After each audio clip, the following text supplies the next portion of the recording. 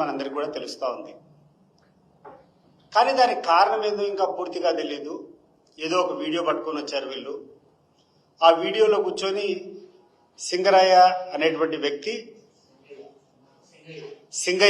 వ్యక్తి జగన్మోహన్ రెడ్డి గారి కారు కింద పడినట్టు ఒక క్లిప్పింగ్ చూపిస్తూ ఉన్నారు. నేను ఈ సందర్భంగా ఈ రాష్ట్రంలో ఉన్నటువంటి ప్రజలకు అందరినీ కూడా ఆలోచన చేయమని చెప్పి కోరుతున్నా. జగన్మోహన్ రెడ్డి గారు ప్రయాణం చేసినటువంటి వాహనం బుల్లెట్ ప్రూఫ్ వెహికల్. దాని యొక్క బరువు 5 టన్నులు ఉంటుంది. పొరపాటున దాని కింద పడి ఎవరైనా పడితే నుగ్గు అయిపోతారు. నుగ్గు అసలు ఒక షేప్ అనేది లేకుండా నుగ్గు అయిపోయేటువంటి పరిస్థితి ఉంటుంది. మరి అదే క్లిప్పింగ్ చూస్తే ఈ సింగయ్య కింద పడిన తర్వాత ఎవరో పక్కన పెట్టారు. పక్కన పెట్టిన తర్వాత ఆయన ప్రాణంలో ఉన్నటువంటి క్లిప్పింగ్స్ కూడా చూపిస్తున్నారు. దీన్ని బట్టి అర్థమవుతా ఉంది అసలు ఎంత దిగజారుడు రాజకీయాలు వీళ్ళు చేస్తున్నారనేటువంటిది. నేను అడుగుతున్నాను చంద్రబాబు నాయుడు గారిని, అయ్యా నువ్వు అనేక హామీలు ఇచ్చావు, నువ్వు హామీలు అమలు చేయలేకపోతున్నావు. నువ్వు నీ కొడుకులు రకరకాల మీరు ఇచ్చినటువంటి హామీలను నమ్మకం కలిపేదానికి రకరకాల పదాలు వాడారు. నువ్వు పవన్ కళ్యాణ్ అయితే బాండ్ రూపంలో ప్రజలకందరికీ ఇది మేము ఇచ్చేటువంటి బాండ్ తీసుకోండి, రాకుండా ఉంటే నన్ను అడగండి అని చెప్పి మీరు అడిగారు. మీ కుమారుడు లోకేష్ అయితే ఏకంగా కూర్చొని ఈ కార్యక్రమాల అమలు కాకుండా ఉంటే నా కాలర్ పట్టుకోండి అని చెప్పి మాట్లాడినటువంటి సందర్భం. లోకేష్ అయితే వచ్చి కూర్చొని ఎన్నికల ముందు ఈ హామీలు అమలు కాకుంటే నా కాలర్ పట్టుకొని నన్ను నిలదీయండి అని మాట్లాడాడు. ఈరోజు లోకేష్ గారు మీరు చెప్పండి, ఎప్పుడు వస్తారు? నీ కాలర్ పట్టుకునే దానికి జనాలంతా రెడీగా ఉండరు. నువ్వు మాట్లాడినటువంటి మాటలు కాదా? నువ్వు ఆ రోజు హామీలు ఇచ్చావు. ఈరోజు నువ్వు ఇచ్చినటువంటి హామీలు నెరవేర్చడంలో నువ్వు వైఫల్యం పొందినావు. నువ్వు వైఫల్యం పొందేటటువంటి నీ వైఫల్యాలను కప్పిపుచ్చేదానికోసము ఈరోజు ప్రతి నిత్యం కూర్చొని ఇప్పటికి కూడా జగన్ నామస్మరణం తప్పితే మీరు చేయగలిగింది ఏంది, మీరు చేసేది ఏముంది ఒకసారి ఆలోచన చేయండి. ఎందుకు ఇంకా ఇంత దిగజారుడు పనికి మీరు ఆలోచన చేస్తున్నారు? నీకు ధైర్యం ఉంటే, నీకు సత్తా ఉంటే, నీకు తెలివితేటలుంటే, ఆ రోజు చెప్పావు సంపదన సృష్టి మాకు చేతన అవుతుందన్నావు, సంపద సృష్టిస్తామన్నావు. అవన్నీ చేయకుండా ఈరోజు ఎక్కడ చూసినా ఏ రాష్ట్రంలో అయినా కూడా అభివృద్ధి జరుగుతూ ఉంటుంది. పన్నులు వచ్చేది కానీ, లేకుండా ఉంటే రాష్ట్ర అభివృద్ధి కానీ, రాష్ట్ర ఆదాయం కానీ ఒక సంవత్సరం కంటే నెక్స్ట్ ఇయర్ పెరుగుతానే పోతుంది. నెక్స్ట్ ఇయర్ బడ్జెట్ కూడా పెరుగుతానే పోతుంది.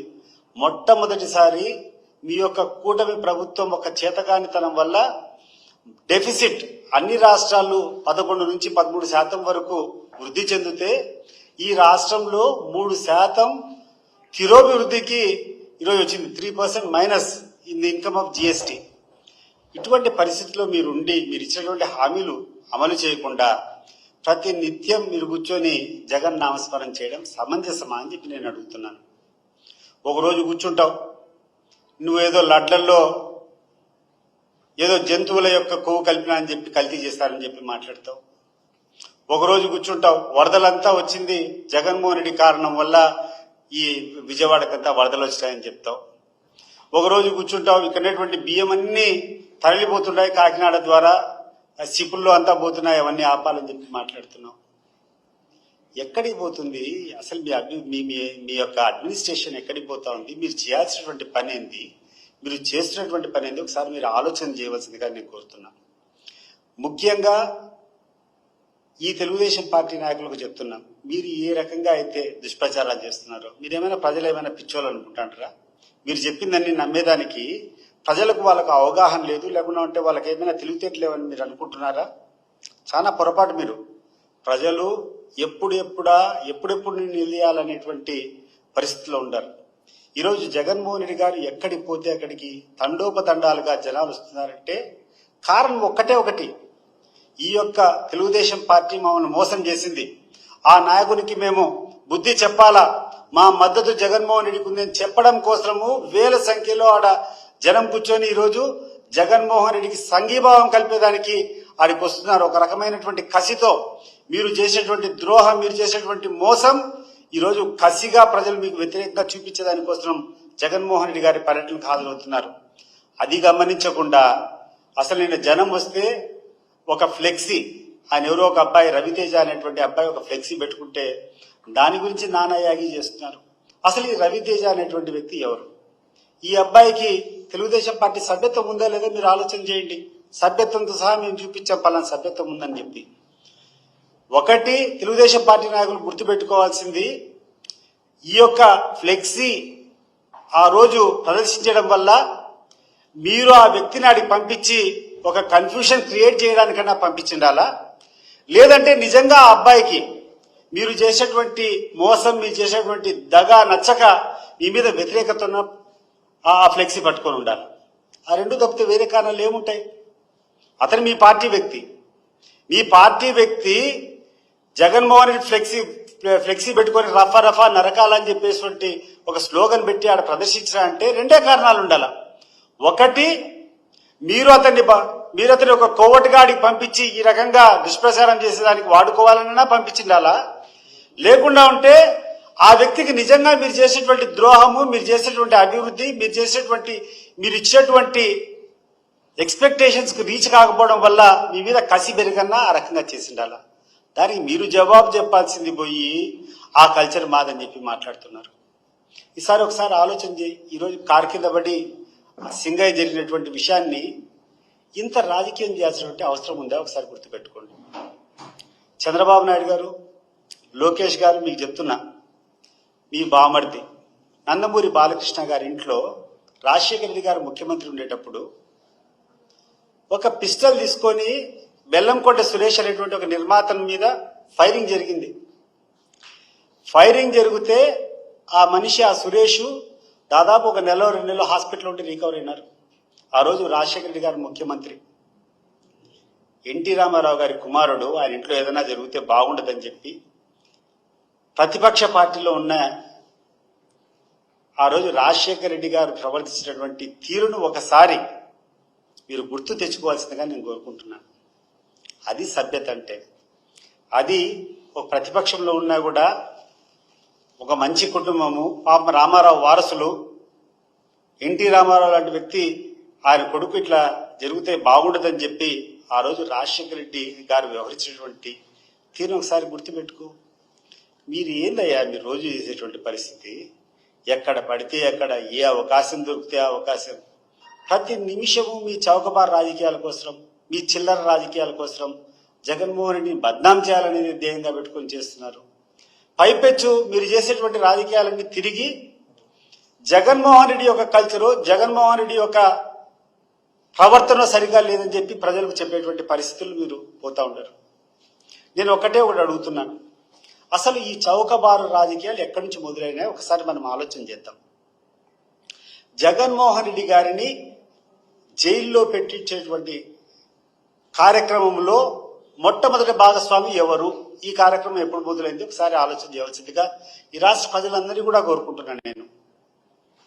జగన్మోహన్ రెడ్డి గారు, రాజశేఖర రెడ్డి గారు చనిపోయిన తర్వాత జగన్మోహన్ రెడ్డి గారికి విపరీతమైనటువంటి ప్రజాదరణ ఉందని, తిరిగి నువ్వు ముఖ్యమంత్రి అయ్యేదానికి అవకాశం లేదు, నీ పార్టీకి అధికారంలోకి వచ్చేదానికి అవకాశం లేదని చెప్పి ఆయన నిరోధించేదానికి కాంగ్రెస్ పార్టీ నువ్వు కట్టి ఆయన మీద లేనిపోని ఆరోపణలన్నీ చేసి 16 నెలలు జైల్లో పెట్టేటువంటి చరిత్ర కాంగ్రెస్ పార్టీది, తెలుగుదేశం పార్టీది కాదా? చంద్రబాబు నాయుడు గారు మీరు చెప్పండి. ఎక్కడ కక్ష సాధింపు రాజకీయాలు ఎక్కడ మొదలయ్యాయి, ఎక్కడ బీజం పడింది అనే దానికి మీరు సమాధానం చెప్పండి. ఇది కరెక్టా కాదా మీరు చెప్పండి.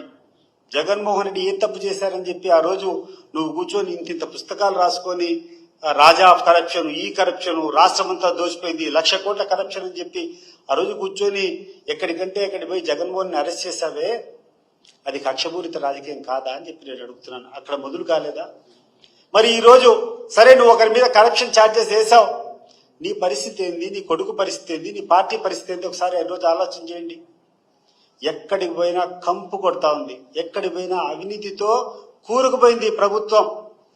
పైన కూర్చొని రాష్ట్రంలో ఉన్నటువంటి పెద్ద పెద్ద స్కీములన్నీ, వనరులన్నీ నువ్వు దోచుకుంటున్నావు. నీ ఆఫీస్లో 3rd ఫ్లోర్ లో ఏం జరుగుతుందో ఒకసారి ఆలోచన చేసుకో. ఒకసారి నీ తెలుగుదేశం పార్టీ కార్యకర్తలను కూర్చొని పిలిచి అడుగు. నీ తెలుగుదేశం పార్టీ కార్యాలయంలో 3వ ఫ్లోర్ లో ఏం జరుగుతుందో మీరందరూ కూడా ఆలోచన చేయాల్సిందిగా కోరుకుంటున్నాను. ఒక పెద్ద పెద్ద సెటిల్మెంట్ ఉండే వాళ్ళు తప్పితే సామాన్య ప్రజలు అక్కడికి పోయే పరిస్థితి లేదు. పైన కూర్చొని నువ్వు దోచుకుంటాండవు, కింద కూర్చొని నీ యొక్క ఎమ్మెల్యేలో లేకుండా నీ లీడర్లో ఈ నియోజకవర్గ స్థాయిలో జిల్లా స్థాయిలో వాళ్ళు దోచుకుంటాడు. గ్రామ స్థాయికి పోతే కన్నా నీ గ్రామంలో ఉన్నటువంటి కార్యకర్తలు ఏది పడితే అది సామాన్య ప్రజల నుంచి దోచుకుంటాడు. ఒక క్యాస్కేడింగ్ ఎఫెక్ట్. ఈరోజు ఇంత అవినీతి జరుగుతోంది కారణము నువ్వు నిరోధించలేకపోతున్నావంటే దీనికి ప్రధానమైనటువంటి కారణము నువ్వు నీ కుటుంబ సభ్యులు చేసేటువంటి అవినీతి అనేది గుర్తుపెట్టుకోండి. మీరు ఈరోజు ఎమ్మెల్యేలను కంట్రోల్ చేయలేకపోతున్నారు, కింద స్థాయిలో ఉన్నటువంటి మీ కార్యకర్తల యొక్క అవినీతి దౌర్జన్యాలు కంట్రోల్ చేయలేకపోతున్నారంటే దీనికి కారణం మీ యొక్క అవినీతి, అది గుర్తుపెట్టుకోండి. ఇంత అవినీతి మీరు చేతుల్లో పెట్టుకొని ఇంత అవినీతి మీరు చేస్తూ ఈరోజు కూర్చొని జగన్మోహన్ రెడ్డి గురించి అవినీతి పడడం చెప్పేదానికి ఎట్లా నోరు వస్తుంది మీకు? సిగ్గుండాల మాట్లాడేటప్పుడు. వినేవాడు ఉన్నాడు కదా అని చెప్పి నీ చేతిలో ఒక 4 ఛానల్స్, నీ దగ్గర ఒక 3-4 పేపర్లు ఉన్నాయని చెప్పి నీ దగ్గర ఉన్నటువంటి మంత్రులంతా పదే పదే మాట్లాడితే అబద్ధం ఏమైనా నిజమైపోతుందా? అసలు ఎన్ని రోజులు ఇట్లా చేస్తారు? ఎన్ని రోజులు ప్రజలను మభ్యపెట్టాలని ప్రయత్నం చేస్తారు? నువ్వు మభ్యపెట్టాలని ప్రయత్నం చేస్తే, నువ్వు అబద్ధాలు చెప్పి లేనిపోని నిందలు వేయాలని చెప్పి ప్రయత్నం చేస్తే జరిగేటువంటి ఎఫెక్టే ఈరోజు జగన్మోహన్ రెడ్డి ఎక్కడికి పోతే అక్కడికి లక్షల మంది తరలిస్తున్నారంటే కారణం నువ్వు చెప్పే అబద్ధాలను తిప్పికొట్టేదానికోసం జగన్మోహన్ రెడ్డికి మద్దతుగా ఈరోజు జనం వస్తున్నారు. అది గుర్తుపెట్టుకో. ఈరోజు నిన్న చూసిన పేపర్లో చూస్తే ఈ యొక్క గోదావరి నది నుంచి బనకచెర్లకు లింకప్ ప్రాజెక్ట్ చేస్తామని చెప్తున్నాం. ఎస్, డెఫినెట్గా మేమందరం కూడా మద్దతు ఇస్తాం. రాయలసీమ వెనుకబడినటువంటి ప్రాంతము, ఎక్కడి నుంచి ఎక్కడికైనా కూడా వృధా అయ్యేటువంటి నీళ్లు తీసుకొని వచ్చి ఎక్కడైతే కరువు బారినటువంటి ప్రాంతం ఉందో ఆ ప్రాంతానికి నీళ్లు తెస్తామంటే మేమందరం కూడా సమర్థిస్తాం. కానీ చంద్రబాబు నాయుడు గారు ఒక విషయాన్ని గుర్తుపెట్టుకోండి. మీరు ముఖ్యమంత్రి అయ్యి 2024 నుంచి ఇప్పటికీ 1 సంవత్సరం 15 రోజులు అవుతుంది. 1 సంవత్సరం 15 రోజులు అవుతుంది. ఈ 1 సంవత్సరం 15 రోజుల నుంచి రాయలసీమలో జరుగుతున్నటువంటి ప్రాజెక్టులకు కనీసం ఒక పిడికెడు మట్టి తీసినటువంటి దకాలా ఎక్కడైనా కనపడతా ఉందా? మీరు సమాధానం చెప్పండి. నువ్వు రాయలసీమ మీద ప్రేమ చెప్తున్నావు, రాయలసీమలో ఉన్నటువంటి ప్రాజెక్టులు కావాలి కాబట్టి అక్కడ నుంచి గోదావరి నుంచి బనకచెర్లకు నీళ్లు తీసుకొని వచ్చి మాట్లాడుతున్నావు. నిజంగా నీకు ప్రేమ ఉంటే ఈరోజు జరుగుతున్నటువంటి ప్రాజెక్టులు జిఎన్ఎస్ఎస్ నుంచి హెచ్ఎన్ఎస్ఎస్ కు లింకప్ ప్రాజెక్టు దాదాపు 1500 కోట్లు ఖర్చు ఆల్రెడీ పెట్టారు. ఇంకొక 1000 కోట్లు ఖర్చు పెడితే ఆ పనులు పూర్తయితే ఆ ప్రాంతం అంతా కూడా సస్యశ్యామలం అవుతుంది. గాలేరు నగరి సుజల స్రవంతి మెయిన్ ప్రాజెక్ట్ కడప దగ్గర నుంచి ఇప్పుడు కమలాపురం దగ్గర నుంచి అవతల తిరుపతి వరకు పోవాలా. ఆ పనులన్నీ కూడా ఆగిపోయినాయి. నువ్వు అధికారం వచ్చినప్పటి నుంచి నిలబడిపోయినాయి. ఎందుకు ఆగిపోయినాయి? వాడికి నిధులు ఇచ్చేదానికి నీ దగ్గర డబ్బులు లేవా? 1000 కోట్లు 1500 కోట్లు డబ్బులు ఇస్తే పనులు పూర్తయి కొన్ని లక్షల ఎకరాలకు ఈరోజు ఇరిగేషన్ వసతి కల్పించేటువంటి పరిస్థితి ఉంటే ఇది వదిలిపెట్టి ఏదో 40,000 కోట్ల ప్రాజెక్టులు 50,000 కోట్ల ప్రాజెక్టులు కావాలని చెప్పి దానికోసం ప్రయత్నం చేయాలని చెప్పి మొదలు పెడతా ఉంటే నీ యొక్క ఆశయం ఏంది, నీ ఆలోచన ఏంది ప్రజలందరూ కూడా గమనిస్తున్నారు. నీ ఆలోచన ఏది? Already on going works funds ఇస్తే నీకు వచ్చేటువంటి లాభం ఏమీ లేదు. ఈ బనకచెర్ల ప్రాజెక్ట్ పెట్టుకొని ఒక 40,000 50,000 పెట్టుకొని ఒక టెండర్ పిలుస్తావు. ఆ టెండర్ పిలిచి ఆ టెండర్ ఇచ్చిన ఎవడికి అప్పచెప్తావు, వాళ్ళ దగ్గర నుంచి కిక్ బ్యాక్స్ తీసుకునేదానికి నీ ప్రయత్నాలు. ఇది అర్థం కాలేదనుకుంటున్నావా? మేము వ్యతిరేకం కాదు. రాయలసీమకు కానీ లేకుంటే ఏ ప్రాంతానికి కానీ నువ్వు ఒక కొత్త ఇరిగేషన్ ప్రాజెక్ట్ తెస్తామంటే మేము వ్యతిరేకం కానే కాదు. కానీ నేను అడుగుతున్నాను నిన్ను, లో హ్యాంగింగ్ ఫ్రూట్స్ ఏవైతే ఉన్నాయో అవి కంప్లీట్ చేయకుండా అసాధారణమైంది నీకు సాధ్యం కాంది 1000 కోట్లే నువ్వు పెట్టకుండా గడిచిన సంవత్సరం నుంచి 10 కోట్లు కూడా ఇక్కడ ఖర్చు పెట్టకుండా 30,000 కోట్లు 40,000 కోట్లతో నేను ప్రాజెక్టు తీసుకొని వచ్చి కంప్లీట్ చేస్తాను, నీళ్ళు ఇస్తానంటే అర్థం ఏందో ఒకసారి చంద్రబాబు నాయుడు గారు ఈ రాష్ట్ర ప్రజలకు అందరికీ కూడా చెప్పాలి. అసలు నువ్వు బనకచెర్ల గురించి మాట్లాడే ముందు రాయలసీమలో ఉన్నటువంటి పెండింగ్ ప్రాజెక్టులు గడిచిన సంవత్సరం నుంచి ఎందుకు ఆగిపోయి ఉన్నాయి? చంద్రబాబు నాయుడు గారు ఎందుకు రివ్యూ చేయలేదు? ఎందుకు ఈ ప్రాజెక్టులు నిలబెట్టుండవు? సమాధానం చెప్పాల్సినటువంటి పరిస్థితి ఉంది. ఇవన్నీ వదిలిపెట్టి ప్రతిరోజు ప్రతినిత్యం కమిషన్లు కావాలా, డబ్బులు దోచుకోవాలా, అన్ని రంగాల్లో ఈ వ్యవస్థ ఆ వ్యవస్థ అనేది కాదు. ఎక్కడ పడితే అక్కడ విచ్చలవిడిగా దోపిడీ. ఆఖరికి ఉద్యోగస్తులకు ఇచ్చేటువంటి పోస్టింగ్ల దగ్గర కూడా ఈరోజు నేను కూర్చొని ఉంటే ఉద్యోగస్తులు వచ్చి నాకు చెప్తున్నారు అనేక సందర్భాల్లో, అయ్యా ఒక సర్కిల్ ఇన్స్పెక్టర్ పోస్టింగ్ కావాలంటే 25 లక్షలు ఇవ్వాలి, ఒక డిఎస్పీ పోస్టింగ్ కావాలంటే 50 లక్షలు ఇవ్వాలి. ఏం చేస్తారు వాళ్ళు? నీకు నీ యొక్క అనుచరులకు 25 లక్షలు 50 లక్షలు డబ్బులు ఇచ్చిన తర్వాత వాళ్ళు ఏ రకంగా ప్రవర్తిస్తారో ఒకసారి ఆలోచన చేయండి. చంద్రబాబు నాయుడు గారు నీకు తొత్తులుగా మారి ఒకవైపు నీకు సహకరిస్తూ నీ మనుషులు దోపిడీ చేసుకునే దానికి ఒకవైపు వాళ్ళ దోపిడీ వాళ్ళు చేసుకుంటారు. అదే కదా ఈరోజు జరిగేది. ప్రజాస్వామ్యంలో ఈరోజు ప్రభుత్వం యొక్క పాత్ర, ఎవరైతే గొంతు లేదో ఆ గొంతు లేని వాని పట్ల సానుభూతితో ఉండి వానికి రక్షణగా కల్పించాల్సినటువంటి బాధ్యత ప్రభుత్వాన్ని. అట్లాంటి వదిలిపెట్టి అధికార పక్షం వాళ్ళు వాళ్ళ ధనార్జన కోసం, వాళ్ళ పెత్తనం కోసం మీరు చేస్తూ ఉంటే వాళ్ళకందరికీ వంగమాగదులుగా ఈ యొక్క అధికారులంతా తయారు చేసుకోవడం మొట్టమొదటిసారిగా చూస్తున్నాం. కింద నుంచి పై వరకు ఎక్కడ చూసినా అవినీతే. నేను అడుగుతున్నా, ఇటీవల కాలంలో చంద్రబాబు నాయుడు గారు ముఖ్యమంత్రి అయినప్పటి నుంచి, ఈ కూటమి ప్రభుత్వం వచ్చినప్పటి నుంచి పిలిచినటువంటి టెండర్లంతా, ఏవైతే టెండర్లు పిలిచారో ఆ టెండర్లన్నింటినీ ఒకసారి సమీక్షించండి.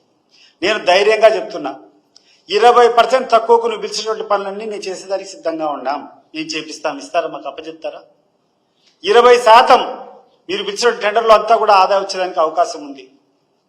ఎందుకంటే మీరు చేసింది మీకు కావాల్సినటువంటి మనుషులకు విపరీతమైనటువంటి రేట్లు పెంచి ఈరోజు ఆ కాంట్రాక్టులన్నీ ఇచ్చారు. అవినీతి కోసం టెండర్లు పిలుస్తున్నారు. ఎక్కడన్నా పారదర్శకత ఉందా? ఈ యొక్క టెండర్ల విధానంలో కానీ ప్రభుత్వ పనులు చేసే విధానంలో ఎక్కడన్నా పారదర్శకత ఉందా? చంద్రబాబు నాయుడు గారు ఆలోచన చేయండి. మరి ఈరోజు ఇంత అవినీతితో కూరుకొని టాప్ టు బాటం ముఖ్యమంత్రి కార్యాలయం నుంచి కింద ఉన్నటువంటి సామాన్య తెలుగుదేశం పార్టీ కార్యకర్త వరకు దోపిడీనే అజెండాగా, ధనార్జనే అజెండాగా పెట్టుకొని దోపిడీ చేసుకుంటూ ఆ యొక్క అవినీతి ఆరోపణలు జగన్మోహన్ రెడ్డి మీద, వైఎస్ఆర్ కాంగ్రెస్ పార్టీ మీద రుద్దడం ఇది సమంజసమా? ఒకసారి ఆలోచన చేయండి. హత్యా రాజకీయాల గురించి మాట్లాడుతున్నాం. ఎవరండి హత్యా రాజకీయాలు చేసేది? అనంతపురం జిల్లాలో హత్యా రాజకీయాలు ఎవరు మొదలు పెట్టారండి? అనంతపురంలో ఎన్నో హత్యలకు కారకులు ఎవరండి? ఇవన్నీ మీ ప్రభుత్వాల సమయంలో వేసేటువంటి బీజాలు పెద్దగా అవుతున్నాయి. ఇప్పటికన్నా మీరు బుద్ధి తెచ్చుకోండి. ఇటువంటి పద్ధతులు మంచివి కాదని చెప్పి ఆపాల్సింది పోయి, ఇటువంటి కార్యక్రమాలు మనం చేస్తే ఇంకా భవిష్యత్తులో పెద్ద అవుతాయని పోయి ఆలోచన చేయాల్సింది పోయి ఇంకా దాన్ని పెంచుకుంటూ పోతూనే ఉన్నాం. మీ యొక్క అవినీతికి ఒక చిన్న ఉదాహరణ, ఈడ కృష్ణా జిల్లాలో వరదలు వస్తే కొవ్వొత్తులు అగ్గిపెట్టెలు కొనేదానికి 30 కోట్ల రూపాయల, కొవ్వొత్తులకు లేకుండా ఉంటే అగ్గిపెట్టెలకు 30 కోట్ల రూపాయలు ఖర్చు పెట్టామని చెప్పేటువంటి దౌర్భాగ్యమైనటువంటి పరిస్థితి. ఈరోజు చిన్న చిన్న కార్యక్రమాలు కూడా బిల్లులకు డబ్బులు ఇచ్చేటువంటి పరిస్థితి లేదని చెప్తావు, జీతాలు పెంచేదానికి డబ్బులు లేవంటావు, ఏ కార్యక్రమం జరిగినా మీ సప్లైర్స్ డబ్బులు ఇచ్చేటువంటి పరిస్థితి లేదని చెప్పినావు. కానీ ఈరోజు నరేంద్ర మోడీ గారిని మెప్పించడం కోసం ఈ యొక్క రాష్ట్రం ఖజానాకు 300 కోట్లు ఖర్చు పెట్టి యోగా దినం చెప్పుకోవాల్సిన అవసరం ఉందా? ఒక చిన్న కార్యక్రమం, దాంట్లో దాని ముఖ్య ఉద్దేశమో నరేంద్ర మోడీ గారిని పిలుచుకోవాలా, నరేంద్ర మోడీ గారిని మెప్పించాలా. దీని తప్పితే ఏమన్నా ఈ రాష్ట్రానికి మేలు జరుగుతుందా? ఈ 300 కోట్లు ఖర్చు పెట్టడం వల్ల 300 కోట్లు ఖర్చు పెట్టావు దేనికోసం? ఒకసారి ఆలోచన చేయి. ఇటువంటి పనికిరాని పనులన్నీ చేసుకుంటూ మళ్ళా దానికి జగన్మోహన్ రెడ్డి ఎక్కడికి పోతే అక్కడ విపరీతంగా జనం వస్తూ ఉంటారు. మీకు అది అర్థం కాల. దీన్ని ఎట్లా కంట్రోల్ చేయాలంటే ఆయన మీటింగ్లకు అనుమతి ఇవ్వకూడదు, ఏదో ఒక కారణం చెప్పి అనుమతి ఇవ్వకూడదు అని చెప్తున్నాం. నిన్న జరిగినటువంటి యాక్సిడెంట్ ఒకవేళ Z+ కేటగిరీ జగన్మోహన్ రెడ్డి గారికి ఉంది. జగన్మోహన్ రెడ్డి కారు ముందర ఒక పైలట్ ఉండాలా, జగన్మోహన్ రెడ్డి కారు చుట్టూ ఒక రో పార్టీ ఉండాలి. అవి ఉంటే ఇది జరిగేదానికి అవకాశం ఉందా? మీరు చెప్పినటువంటి అవకాశం ఉందా? తప్పు ఎవరిది నేను అడుగుతున్నా. ఎక్కడైనా మీ ఆ క్లిప్పింగ్స్ అంతా కూడా 6-7 గంటల జగన్మోహన్ రెడ్డి గారి పర్యటన జరుగుతూ ఉంది. ఆ క్లిప్పింగ్స్ అన్ని తీసుకోండి. మీ పోలీస్ అనేవాడు ఎక్కడైనా కనపడుతున్నాడా? మీది బాధ్యత కదా. ఒక Z+ కేటగిరీ ఉన్నటువంటి వ్యక్తి ప్రోగ్రామ్ ఇచ్చిన తర్వాత మీరు బందోబస్తు చేయాలా, అక్కడ ఉన్నటువంటి క్రౌడ్ ఎక్కువ వస్తుందని తెలిసినప్పుడు దానికి సరైనటువంటి బందోబస్తు కల్పించాల్సిన అవసరం మీ మీద ఉందా లేదా? బాధ్యత మీది, తప్పిదం మీది. మీరు చేయాల్సినటువంటి ప్రొటెక్షన్ మీరు చేయాలా, మీరు ఇవ్వాల్సినటువంటి పోలీస్ బందోబస్తు అక్కడ పెట్టాలా, నామ మాత్రం కూడా అక్కడ పోలీసులు పెట్టాలా. ఈరోజు కార్యక్రమం జరిగితే బురద మాత్రం చల్లేదానికి రెడీ. అయినా ఒక చిన్న యాక్సిడెంట్ జరిగితే, యాక్సిడెంట్లో కూడా పరమార్థాలు. ఒక యాక్సిడెంట్ జరిగితే ఎవరికి ఉద్దేశం, ఆ వీడియో క్లిప్పింగ్ చూస్తే అందరికీ అర్థమవుతా ఉంది. ఆడ బానెట్ మీద నిలబడుకొని ఎగురుతా ఉండరు, డాన్స్ చేస్తూ ఉండరు, జనం ఎక్కడ చూసినా వచ్చి మీద పడతాడు. దాన్ని కంట్రోల్ చేయాల్సినటువంటి బాధ్యత ఎవరిది? జగన్మోహన్ రెడ్డి గారికి ఆ సందర్భంగా ఏదైనా ఇబ్బంది జరిగిందంటే ఎవరిది బాధ్యత? నీ పోలీస్ వ్యవస్థ ఏమైపోయింది? నీ పోలీసుకు ఇన్ఫర్మేషన్ ఇచ్చిన తర్వాత, నీ పోలీసుకు పలానా సందర్భంగా జగన్మోహన్ రెడ్డి వస్తున్నారని చెప్పిన తర్వాత ఆయనకు భద్రత కల్పించాల్సినటువంటి అవసరము, బందోబస్తు ఏర్పాటు చేయాల్సినటువంటి అవసరం మీకు లేదా, ఈ పోలీసులకు లేదా అని చెప్పి నేను అడుగుతున్నాను. కాబట్టి చౌకబార్ రాజకీయాలు మానుకోవాలని చెప్పి హితో చెప్పుకుంటూ,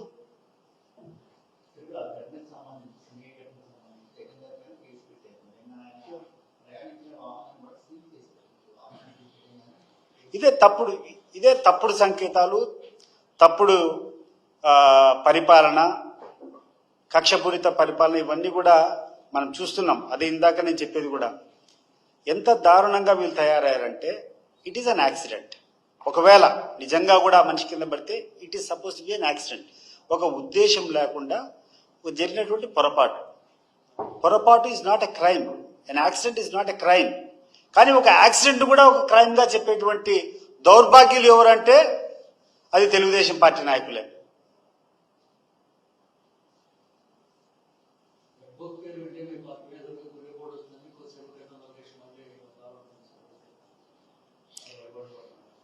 ఈరోజు చూస్తాం, మరి భయపడిపోతే పల్నాడులో సత్తెనపల్లిలో జరిగినటువంటి కార్యక్రమానికి అనేక ఆంక్షలు పెట్టినారు. ఎవరు రాకూడదన్నారు. అక్కడటువంటి ప్రైవేట్ వాహనాలు ఎవరైతే ట్యాక్సీలు ఉంటారో ఆ ట్యాక్సీలకు అందరికి కూడా వస్తే మీ వెహికల్స్ అన్ని సీజ్ చేస్తామని బయట పెట్టారు. స్వచ్ఛందంగా ఆడ లక్షల మంది జనం వచ్చి దారి పొడుగున 78 కిలోమీటర్లు ప్రయాణం చేసేదానికి 8 గంటలు జగన్మోహన్ రెడ్డికి పడే అంత ప్రజాదరణ ఉందంటే నీ యొక్క రెడ్ బుక్ భయపడినారా? అయిపోయింది, నీ కాలం చెల్లిపోయింది. నీ రెడ్ బుక్ కాలం చెల్లిపోయింది, నీ పాలనకు కాలం చెల్లిపోయింది. కాబట్టి ఈరోజు ఎవరు కూడా రాష్ట్రంలో ఎవరు కూడా ఈ రెడ్ బుక్ గురించి భయపడేటువంటి పరిస్థితులు లేరు. ఈ రెడ్ బుక్ యొక్క పర్యావసనం వల్ల ఇప్పటి నుంచి భయం స్టార్ట్ అయ్యేది. ఎవరైతే రాసుకున్నారో ఈ రెడ్ బుక్ వాళ్ళకి భయం స్టార్ట్ అవుతుంది ఈ రోజు నుంచి, రేపటి నుంచి ఎట్లా జరగాలనే దానికి.